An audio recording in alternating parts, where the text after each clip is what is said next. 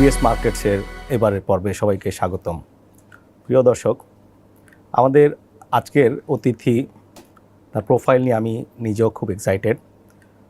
তিনি একজন ব্যাংকার by profession, ক্ষুদ্র বিনিয়োগকারী হিসেবে শুরু করেছিলেন 1 দশকেরও বেশি সময় আগে।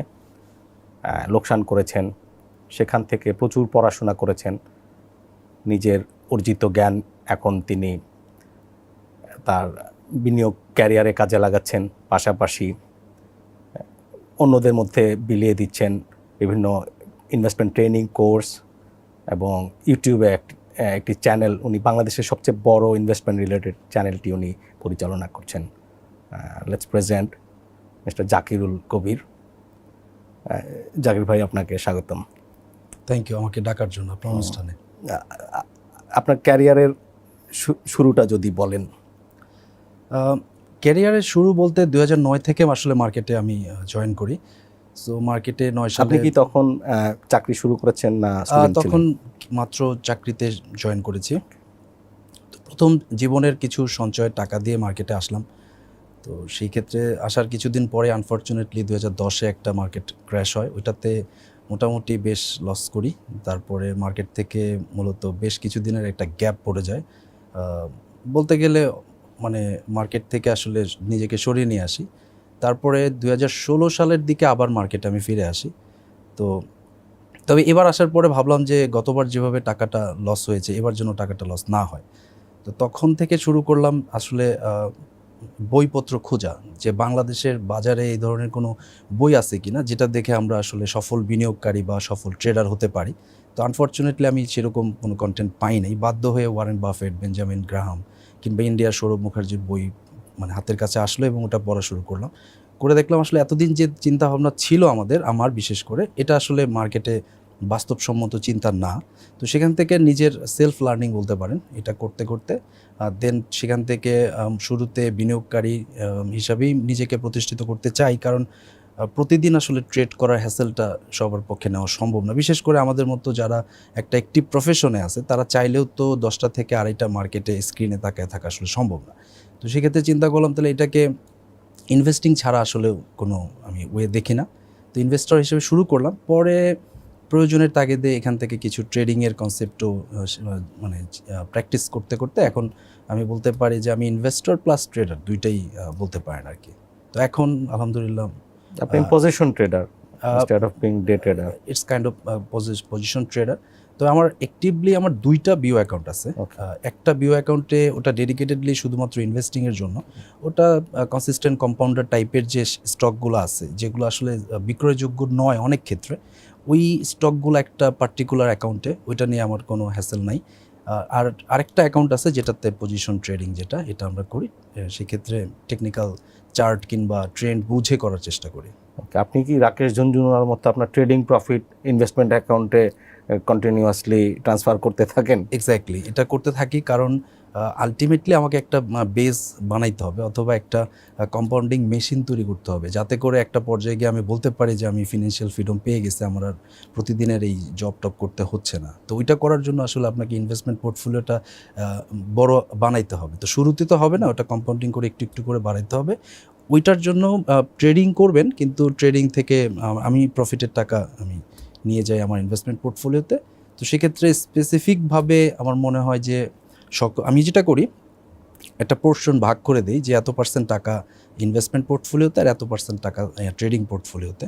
সো আমার 70% ইনভেস্টমেন্টে থাকে আর 30%-এর মতো আমি ট্রেডিং করার জন্য রেখে দিই। এটা দিয়ে আমি ট্রেডিং করি। ওকে, and you are successful in both the accounts?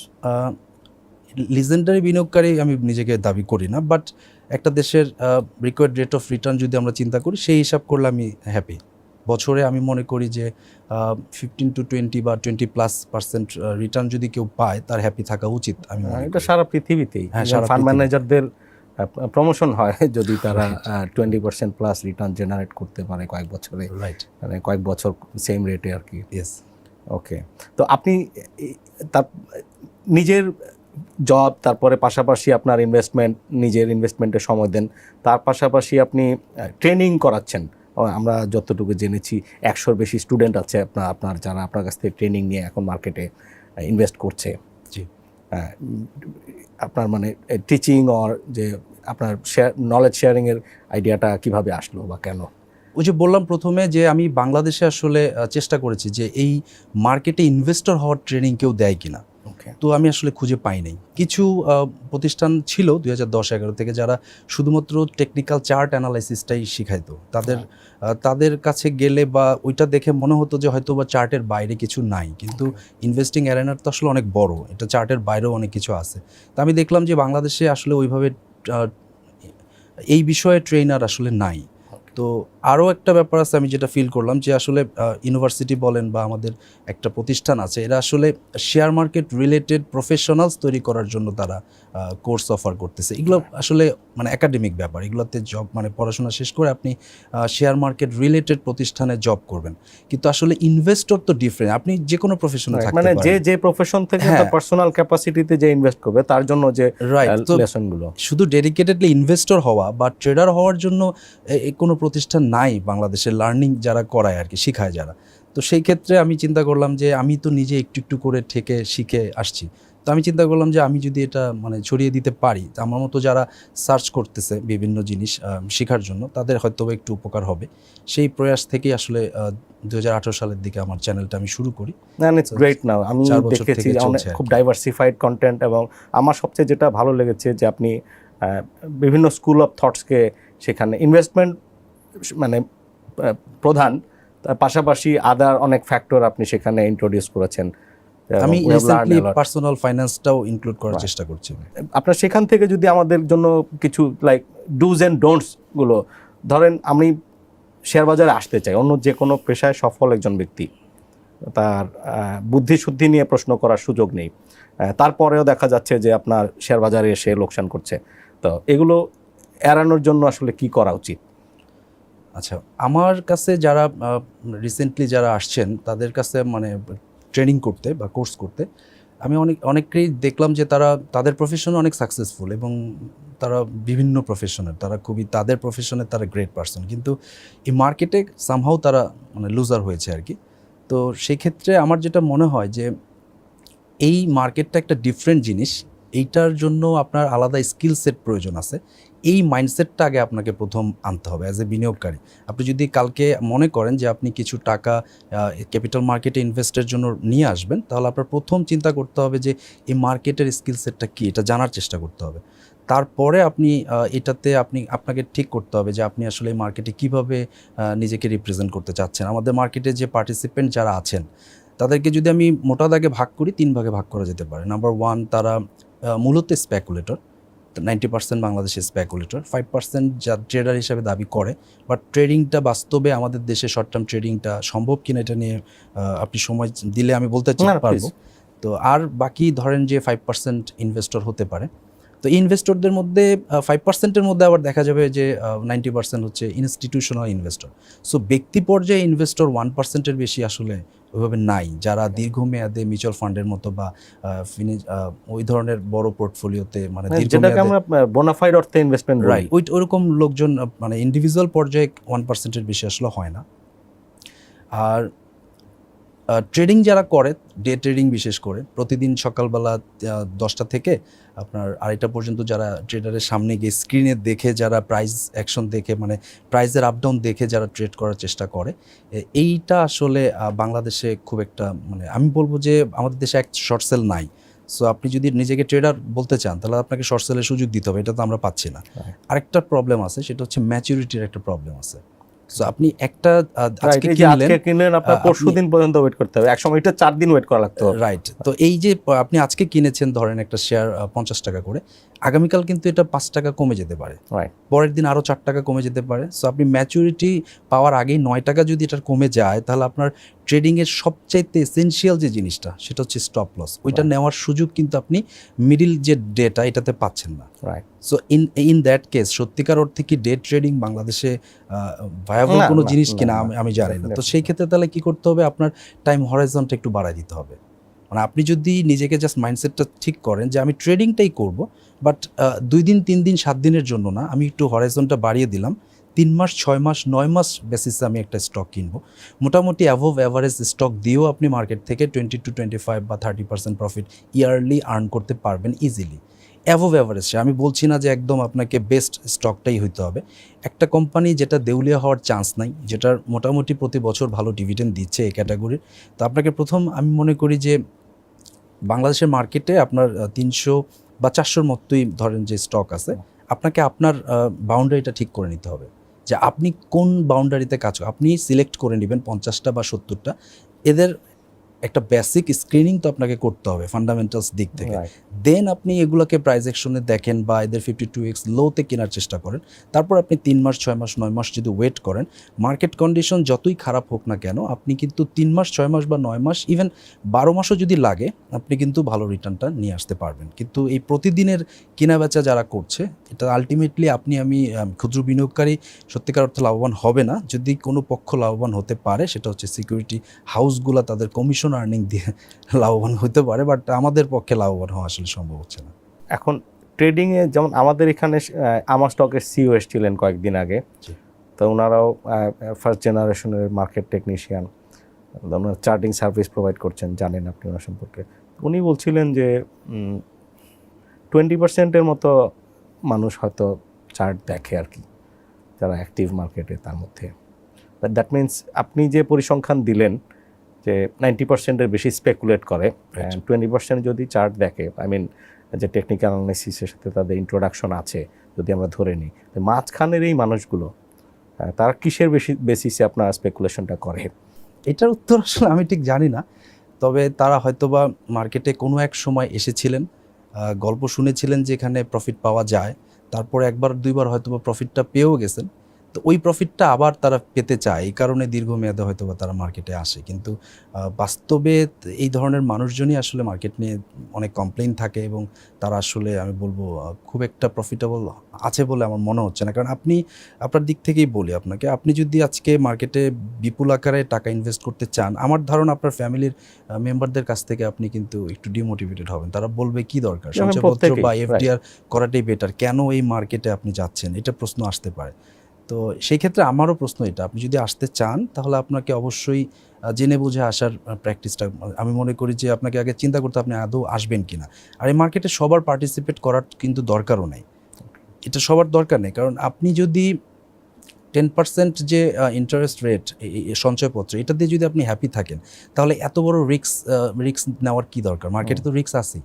মার্কেটে আপনি তো ভালো করে জানেন যে দুই ধরনের রিস্ক আছে, একটা হচ্ছে সিস্টেমেটিক রিস্ক, একটা আনসিস্টেমেটিক রিস্ক। তো আনসিস্টেমেটিক রিস্কটাকে আমরা ইন্টারনাল রিস্ক বলি, এটা ধরেন ভোলাটিলিটির উপর বেস করে। তো একটা পোর্টফোলিওতে আপনি 300 টাকা দিয়ে একটা স্টক কিনছেন, এটা যদি কোনো কারণে 200 টাকায় নেমে আসে, এই যে আপনার চেঞ্জটা আসলো, নেগেটিভ চেঞ্জটা, এটা হচ্ছে আপনার রিস্ক ফ্যাক্টর, এটা হচ্ছে ইন্টারনাল। বা এইটাকে আপনি ডাইভার্সিফাই করে 2টা 3টা 4টা ভালো স্টক নিয়ে কমিয়ে আনতে পারেন। কিন্তু মার্কেটের একটা রিস্ক তো থেকেই যাচ্ছে, যেটা ইউক্রেন যুদ্ধের কারণে হতে পারে, রিসেশনের কারণে হতে পারে, পলিটিক্যাল আনরেস্টের কারণে হতে পারে, বাট যে কোনো কারণে এইটাকে তো আপনি চাইলেও ডাইভার্সিফাই করতে পারবেন না। তো মার্কেটে বাই ডিফল্ট একটা রিস্ক তো আছেই। তো আপনার যদি রিস্ক টেকিং এবিলিটি না থাকে, বা এটা আপনার আসলে মার্কেটে আনার কোনো আসলে আমার মনে হয় প্রয়োজন নাই। সেক্ষেত্রে আপনাকে রিস্কটাকে ম্যানেজ করা জানতে হবে। এখানে আবার প্রশ্ন আসে, আপনাকে আসলে একটু লার্নিং প্রসেসে যাইতে হবে। আপনি যদি আসতে চান, আপনাকে আসলে শিখে আসতে হবে, নট যে আপনাকে মাস্টার্স ডিগ্রি অর্জন করতে হবে, এটা কোনো প্রয়োজন বা কোনো ডিপ্লোমা করতে হবে, but you have to be acquainted with the right. Okay, আচ্ছা, অ্যাজ এ বিগিনার আমার কি করা উচিত? আমার কি যে ট্রেডিংয়ে আমার ক্যাপিটাল অ্যালোকেট করা উচিত, না ইনভেস্টমেন্ট, না কোনটা? এটা হচ্ছে আপনার এক্সপেকটেশনটা কি, আপনার ফিনান্সিয়াল পজিশনটা কি, আপনি এই মার্কেটে কি চাচ্ছেন, এটার উপর আমি মনে করি ঠিক করা উচিত। এক একজনের আসলে প্রয়োজনটা এক এক রকম। ধরেন আপনার অ্যাক্টিভ একটা প্রফেশন আছে, আপনি খুব ভালো চলছেন, আপনার দরকার এখান থেকে কিছু প্যাসিভ ইনকাম, তাহলে আপনি একভাবে আসবেন। আবার ধরেন আরেকজন ব্যক্তি যার কিছু নাই, ধরেন তার কিছু টাকা আছে, সেইটা দিয়েই মানে চাচ্ছে যে মান্থলি খরচটা উঠায়, তার আবার অ্যাপ্রোচটা ডিফারেন্ট হবে। সো আপনি আসলে নিজেকে প্রশ্ন করতে হবে আপনার রিস্ক টেকিং এবিলিটি কতটুকু এবং আপনার এক্সপেকটেশনটা কতটুকু। এই দুইটাকে একসাথে করে আপনাকে ঠিক করতে হবে যে আপনি মার্কেটে ট্রেডার হিসাবে আসবেন, নাকি ইনভেস্টর হিসাবে আসবেন, শর্ট টার্ম ট্রেডিং করবেন, নাকি পজিশন ট্রেডিং করবেন। এটা আপনাকে আসলে ঠিক, এটা কাস্টমাইজেশনের প্রয়োজন আছে। মানে গড় পড়তে আমি বলে দিতে পারবো না সবাই একইভাবে মার্কেটে, এক একজনের প্রেক্ষাপটটা ডিফারেন্ট, পার্সোনালিটিরও বিষয় আছে। রাইট। আচ্ছা, এবার দুইটাতেই ইনভেস্টমেন্ট অ্যান্ড ট্রেডিংয়ে ডুজ অ্যান্ড ডোন্টসগুলো আমরা ইনভেস্টমেন্ট দিয়ে শুরু করি। ইনভেস্টমেন্টের ডোন্টসগুলো বলবেন, ডুজগুলো অনেক কথা হয়। আচ্ছা, ইনভেস্টিংয়ে প্রথম যেটা করতে হবে, আপনাকে অধৈর্য হওয়া চলবে না। ওকে, ইনভেস্টিংয়ের প্রথম কথা হচ্ছে ধৈর্য থাকতে হবে, নাম্বার 1 এটা। নাম্বার 2তে ভালো কোম্পানি কিনেই আপনাকে ইনভেস্ট করতে হবে। আচ্ছা, ভালো কোম্পানি বলতে আমাদের দেশে একটা ভুল ধারণা আছে। আমাদের দেশের মানুষজন মনে করে একটা কোম্পানির ইপিএসটাই সব। ট্রাস্ট মি, আসলে ইপিএসটা তেমন কিছু না। ইন এ লং রান একটা কোম্পানির ক্যাশ ফ্লো জেনারেটিং পাওয়ারটা হচ্ছে মূল জিনিস। সো আমাদের দেশে যে ফিনান্সিয়াল স্টেটমেন্টগুলো তারা প্রকাশ করে বছরে 4বার করে, ফার্স্ট কোয়ার্টার, সেকেন্ড কোয়ার্টার, ওখানে দেখবেন 3টা জিনিস থাকে। একটা হচ্ছে আপনার ইপিএস, একটা এনএভি, একটা হচ্ছে নেট অপারেটিং ক্যাশ ফ্লো পার শেয়ার। তো আমার ধারণা 90% মানুষ ইপিএসটা ছাড়া বাকিগুলো দেখে না।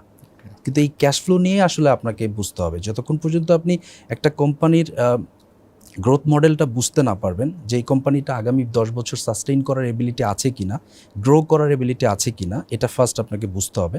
সেকেন্ডলি যেটা বুঝতে হবে, এই কোম্পানিটার যে ফিনান্সিয়াল স্টেটমেন্টগুলো আপনাকে প্রোভাইড করছে এগুলো ক্লিন কিনা, এটা আপনাকে বুঝতে হবে। যদি এমন হয় কোম্পানির ভালো মনে হচ্ছে, বেচা বিক্রি সব ভালো, কিন্তু বছর শেষে কেন যেন তার প্রফিটেবিলিটিতে আমরা সেই রেজাল্টটা পাই না, তাহলে ক্লিন অ্যাকাউন্টস আছে কিনা এটা দেখতে হবে। আরেকটা হচ্ছে, আমাদের দেশে তো লোন নিয়ে ব্যবসা করার প্রবণতা প্রচুর পরিমাণে। সো সেক্ষেত্রে আপনার এই লোনের টাকাটা বা এই কোম্পানিতে যে ক্যাপিটালটা ডিপ্লয় করা হয়েছে এইটার সঠিক ব্যবহার হয়েছে কিনা, বা এই ক্যাপিটাল থেকে তারা ঠিকভাবে রিটার্ন, প্রয়োজনীয় সংখ্যক রিটার্ন পাচ্ছে কিনা, এইটা আপনাকে চেক করতে হবে। এটা আপনি চাইলে আরওই এবং আরওসি দিয়ে বুঝতে পারেন। তারপরে আপনাকে দেখতে হবে ম্যানেজমেন্টের ক্যাপাসিটি আছে কিনা। ম্যানেজমেন্টের 2টা দিক দেখতে হয়, একটা হচ্ছে এফিসিয়েন্সি দেখতে হবে, আর একটা হচ্ছে অনেস্টি দেখতে হবে। তো শুধু এফিসিয়েন্ট ম্যানেজমেন্ট দেখলে হবে না, তার অনেস্টিটাও কিন্তু থাকতে হবে। এই 2টা জিনিস দেখবেন, তারপরে আবার ফাইনালি আপনাকে ভ্যালুয়েশনটা করতে হবে, যে আপনি কি এই শেয়ারটা কেনার সময় আপনি আন্ডার ভ্যালুড অবস্থায় পাচ্ছেন কিনা, এটা হচ্ছে আপনার প্রাইমারি কনসার্ন হবে। তো এই এতগুলো স্টেপ যাওয়ার পরে আপনি পাবেন হচ্ছে কোন স্টকটা যাওয়া উচিত কি উচিত না। আর আপনি যদি পেয়ে যান এরকম একটা স্টক, তাহলে প্রাইস নিয়ে এত মাথা ব্যথার আমার মনে হয় কোনো কারণ নাই। কারণ ভালো স্টক আসলে যে কোনো খারাপ মোমেন্টে, যেমন এখন এই 2022 সালে যদি আমরা হিসাব করি, 10%, আপনাদের একটা রিপোর্টে আমি দেখেছি মনে হয় যে 10% ক্যাপিটাল লসে ছিল ভালো ভালো ব্লু চিপ কোম্পানিগুলো। এর মানে এই নয় এগুলো শেষ হয়েছে, এদের ম্যাক্সিমামগুলোর কিন্তু বিজনেস গ্রো করেছে, ইপিএস গ্রো করেছে, এরা কিন্তু ভালো ডিভিডেন্ডও দিবে। সো এখন এই যে আমি আবার বলি, টাইম হরাইজন যদি আপনার 3 মাস হয় তাহলে তো এই শেয়ার আপনার ভালো লাগবে না। কিন্তু যদি আপনার টাইম হরাইজন 5 বছর বা 10 বছর হয়, এটা নিয়ে আসলে আপনি ওরিড হবেন না। বরঞ্চ আপনি চিন্তা করবেন, এটা এখন কম দামে পাওয়া যাচ্ছে, এই সুযোগটা আমি নিব, আপনি এই শেয়ারটাকে আবার কিনবো। ওকে, যদি আরও পড়ে যায় আমি আরও কিনবো। তো এটা হচ্ছে আমার মনে হয় ইনভেস্টমেন্টে আপনার এই স্ক্রিনিংটা বা এই চেকলিস্টটা আপনার ফলো করা উচিত। আর ট্রেডিংয়ের ক্ষেত্রে আমি বলি লং টার্ম ট্রেডিং হয় না, ট্রেডিং বড়জোর শর্ট টার্ম হবে অথবা মিড টার্ম হবে। শর্ট টার্ম ট্রেডিং থেকে আমি একটু দূরেই থাকতে চাচ্ছি, কারণ হচ্ছে শর্ট টার্ম ট্রেডিং তো ওই যে বললাম বাংলাদেশে এই ম্যাচুরিটির যে ব্যাপারটা এবং স্টপ লস আমরা আসলে ফোন করে বলতে হয় যে আমার শেয়ারটা বিক্রি করে দেন ম্যাক্সিমাম। এখন ইন্ডিয়াতেও ইন্ট্রাডে ট্রেডিং হয়, শর্ট সেলিং আছে। সকালে হয়তো সে একটা এন্ট্রি নিল লং পজিশনে, তা আমরা ইন্ডিয়ান ইউটিউবারদেরকেও দেখি এগুলোতে, এবং তাদের অপশনস আছে, নানাভাবে হেজ করতে পারে তাদের রিস্কগুলো। আমাদের এখানে আপনি বললেন যেটা, যে স্টপ লস নিতে নিতেই হয়তো লসটা অনেক বড় হয়ে যাবে, যে আমার সেল করার ম্যাচুরিটি আসতে। রাইট, আসলে আমাদের দেশ বাদে বাকি ইন্ডিয়াতে বা ইউএসএতে যেটা আছে, ওটা একটা স্টক যখন ট্রেডিং করে তখন ওরা 3টা জিনিস একবারে বসায়। একটা হচ্ছে আমি এত টাকা হলে বাই করতে চাই, এত টাকা আমার প্রফিট টার্গেট, এবং এটা হচ্ছে আমার স্টপ লসের জায়গা। ওই জায়গায় যদি অটোমেটেড যায় তাহলে অটোমেটিক্যালি পজিশনটা ক্লোজ হয়ে যায়, কিন্তু আমাদের দেশে এটা হয় না। সো আপনাকে তাহলে কি করতে হবে, অ্যালার্ট থাকতে হবে যে আমি শেয়ারটা কিনেছি আজকে ম্যাচিউরড, ও আমার স্টপ লসে গেল কিনা। তাহলে আপনাকে কি করতে হচ্ছে, আপনাকে কন্টিনিউয়াস মনিটর করতে হচ্ছে। এইটা আমার মনে হয় সকলের জন্য কি সম্ভব কিনা। আমরা তো সারাদিন বিভিন্ন কাজে ব্যস্ত থাকি। হ্যাঁ, তো এইটা আসলে আমার মনে হয় মানে কোনো জিনিস না। শর্ট টার্ম যেটা বললেন, এই হরাইজনটা সবচেয়ে লাভজনক একটা টাইম ফ্রেম যদি বলেন আপনি।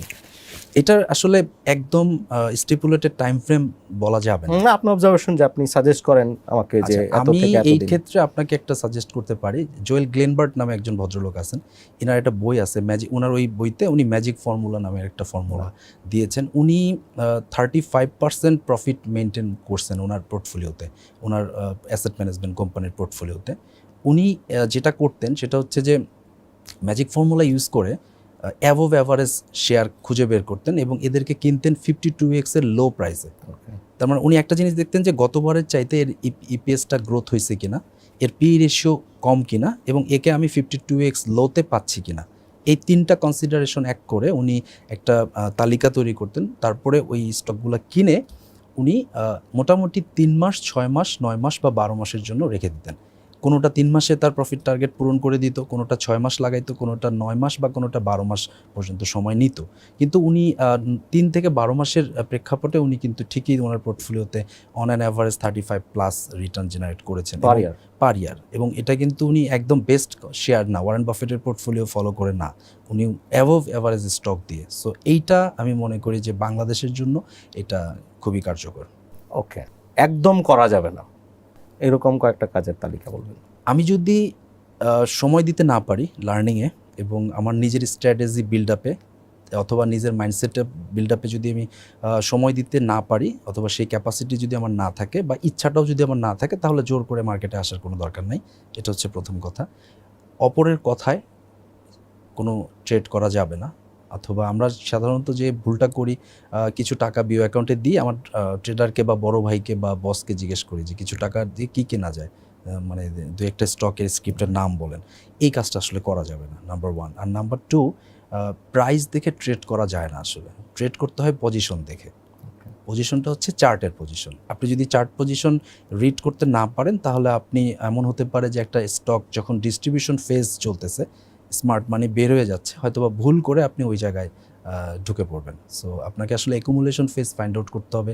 একটা স্টকের ট্রেন্ড থাকে, আমরা জানি সাধারণত আপ ট্রেন্ড, সাইডওয়ে এবং ডাউন ট্রেন্ড, এটা সাইক্লিক্যাল অর্ডারে চলতে থাকে। আপনাকে এইটা ফাইন্ড আউট করার ক্যাপাসিটি আনতে হবে, আদারওয়াইজ আপনার এই মার্কেটে না আসাটাই বেটার। আর আপনাকে আগে বুঝতে হবে রিস্কটা আপনি নিতে পারবেন কি না। আরেকটা ভুল অনেকেই করে, সেটা হচ্ছে যে আপনার প্রয়োজনীয় টাকা এই মার্কেটে আনা যাবে না। কারণ আপনার ধরেন যে আপনার কাছে এখন কিছু টাকা আসছে, এই টাকাটা আপাতত কাজে লাগছে না, কিন্তু নেক্সট ইয়ার আপনার কোনো একটা গুরুত্বপূর্ণ কাজে টাকাটা লাগবে। এই এত কম সময়ের জন্য এই টাকাটা আসলে আনাটা ঠিক হবে না। আপনার যদি অলস মানি থাকে, যেটা আপনি আগামী 3 বছর বা 5 বছর না উইথড্র করলেও চলবে, তাহলে আপনি আনতে পারেন। সো এইটা একটা আমি বলবো যে জিনিস। আর স্পেকুলেশন করা যাবে না সবসময়। আমি মনে করি এই মার্কেটে সাকসেস হতে গেলে কারোর সাথে এই বিষয়ে আলোচনা না করাটাই ভালো।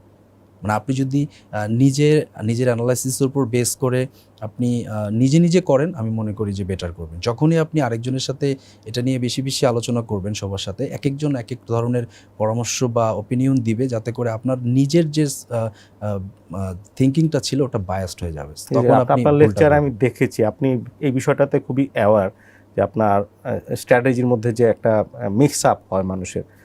আমার মনে হলো যে আপনি আমাদের এখানে এমনটা আছে কিন্তু যে ইনভেস্টমেন্ট আর ট্রেডিংয়ের পার্থক্যটা নিয়েও তারা জানে না, বা অ্যাওয়ারনেসটা কম। এই দুইটার মিক্স আপ কতটা ক্ষতিকর যদি আমাদের দর্শকদের বলেন? এটা তো অবশ্যই ক্ষতিকর। আপনাকে প্রথম চিন্তা করতে হবে যে আপনি কি ম্যাচ খেলতে যাচ্ছেন ক্রিকেটে। আপনি যদি টেস্ট খেলেন, তাহলে আপনার রাহুল দ্রাবিড়ের মতো স্ট্র্যাটেজি নিয়ে থাকতে হবে যে আমি 2 দিন ক্রিজে থাকবো, কেউ আমাকে আউট করতে পারবে না। আবার যদি আপনি T20 খেলতে আসেন, তাহলে তো আপনাকে প্রতি বলেই 6 মারার চেষ্টা করতে হবে। সো আপনাকে আসলে চিন্তা করতে হবে আপনি কি T20 খেলতে আসছেন নাকি টেস্ট। যদি T20 খেলতে চান, তাহলে আপনাকে টেকনিক্যাল অ্যানালাইসিস ভালো করে শিখতে হবে। আর যদি বলেন আপনি টেস্ট খেলবেন, তাহলে আপনাকে ফান্ডামেন্টাল অ্যানালাইসিস শিখে ভালো কোম্পানিতে আপনাকে ইনভেস্টেড অবস্থায় লং টার্মে থাকার চিন্তা করতে হবে। আচ্ছা, কবি ভাই, ভেরি ইনসাইটফুল। এখন এই কয়েকদিনে মার্কেট একটু শক্তি ফিরে পেয়েছে, টার্নওভার আপনার 900 কোটি ক্রস করেছে। ইনভেস্টররাও মার্কেটে আপনার আরও অ্যাক্টিভ দেখা যাচ্ছে, যে ইভেন রিটেল যারা এখন আবার ফোন করা শুরু করছে লোকজনকে যে কোন শেয়ার কেনা যায়, ইন্স্যুরেন্স কিনবো না, এটা কিনবো না, সেটা কিনবো। হ্যাঁ, এই বাজার এখনকার পরিস্থিতি আপনি কি অবজার্ভ করছেন? বাজার তো আসলে এখন একটু ভালোর দিকেই আমার মনে হচ্ছে। আর মার্কেটে যতটুকু কারেকশন হওয়ার দরকার ছিল সেটা আসলে হয়ে গেছে। ডিএসসির যে কারেকশনটা দরকার ছিল এটা আমরা মোটামুটি হয়ে গেছে। এর বেশি কারেকশন হওয়াটা আসলে মানে লজিক্যাল কোনো কারণ নাই। যদি এক্সটার্নাল ফোর্স আসে সেক্ষেত্রে হতে পারে, এছাড়া আসলে তেমন কোনো কারণ নাই। তবে এই মার্কেট নিয়ে আসলে আমার মনে হয় যে বাজার আগামীতে ভালো হবে না খারাপ হবে এইটার চাইতে আপনার নিজের স্ট্র্যাটেজিতে ফোকাস দেওয়া উচিত আমি মনে করি।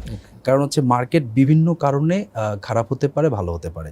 আপনি প্রত্যেকটা কারণটাকে টাইমিং করে যদি আপনার পোর্টফোলিওতে কেনা বেচা করতে চান, এটা আসলে You হয় না। cannot predict it এটা right always. এটা ইভেন আপনার লিজেন্ডারি বিনিয়োগকারী যারা আছে, ওয়ারেন বাফেট, পিটার লিঞ্চ, সবাই একটা কথাই বলে যে আপনি মার্কেটকে কখনোই টাইমিং করতে পারবেন না। একটা দুইটা সময় হয়তো বা পারবেন, কনসিস্টেন্টলি এটা পারা যায় না।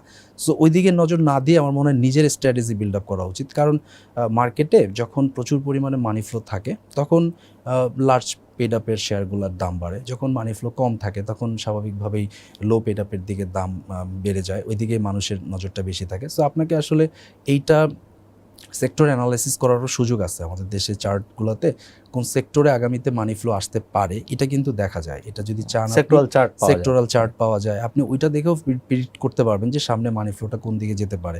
আর মার্কেট আমাদের একটা দুর্ভাগ্য আছে, সেটা হচ্ছে যে ইন্ডিয়ার মার্কেট বা ইউএসএ মার্কেট, ওদের বুল রানটা থাকে 4 বছর 5 বছর, বেয়ার থাকে বড় জোর 6 মাস 8 মাস 1 বছর।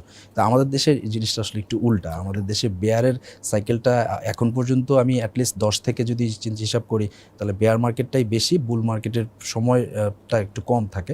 আগের বারও তাই, 96 থেকে আপনার একটু আপ টু 2006 পর্যন্ত ডাউন এন্ড বিয়ারিশ ছিল, তারপরে 6 থেকে আস্তে আস্তে পিক আপ করলো আর কি। রাইট, আমাদের এটা হয়তোবা যত দিন যাবে বাংলাদেশ যত মানে আরও উন্নতির দিকে যাবে এটা আরও ভালো হবে। মার্কেট নিয়ে আমি অলওয়েজ পজিটিভ, কারণ মার্কেট নিয়ে পজিটিভ থাকা মানে হচ্ছে আপনি দেশের ইকোনমি নিয়ে পজিটিভ আছেন।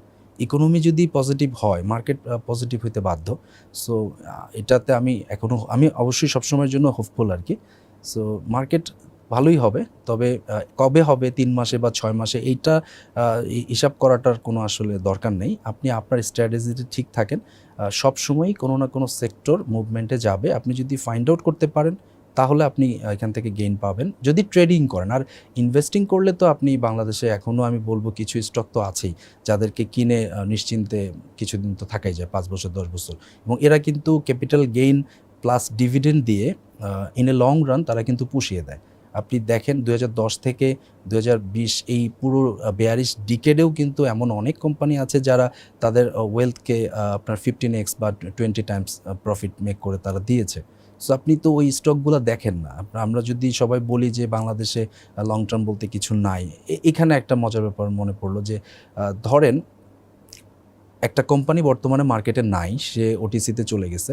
এই কোম্পানি যদি আপনি 11 সালে কিনে লং টার্মের জন্য হোল্ড করতেন এবং বলতেন আমি তো লং টার্ম ইনভেস্টর, তাহলে কিন্তু হবে না। প্রথমেই বলেছি লং টার্ম করার জন্য আপনাকে তো ভালো কোম্পানিটা খুঁজে বের করতে হবে। সেটা না করে শুধু লং টার্মে একটা জেট কোম্পানি কিনে লং টার্মে হোল্ড করলে তো আসলে লাভ তেমন একটা হওয়ার কথা না। সো মার্কেটের মতোই যাবে, ভালোর দিকেই যাবে, আস্তে আস্তে যাবে।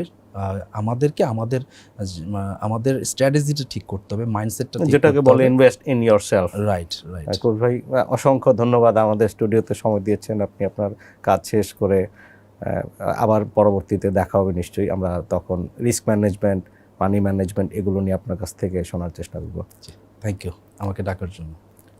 দর্শক, কবির ভাই খুব বিস্তারিত আমাদেরকে ইনভেস্টমেন্ট করলে কেন করবেন, কিভাবে করবেন, ট্রেডিং করলে কি করতে হবে, সব কিছু সম্পর্কে বিস্তারিত বললেন।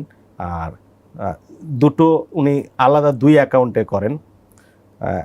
আপনি জেনে রাখবেন প্রথমেই যে আপনি বিনিয়োগকারী হবেন না ট্রেডার হবেন।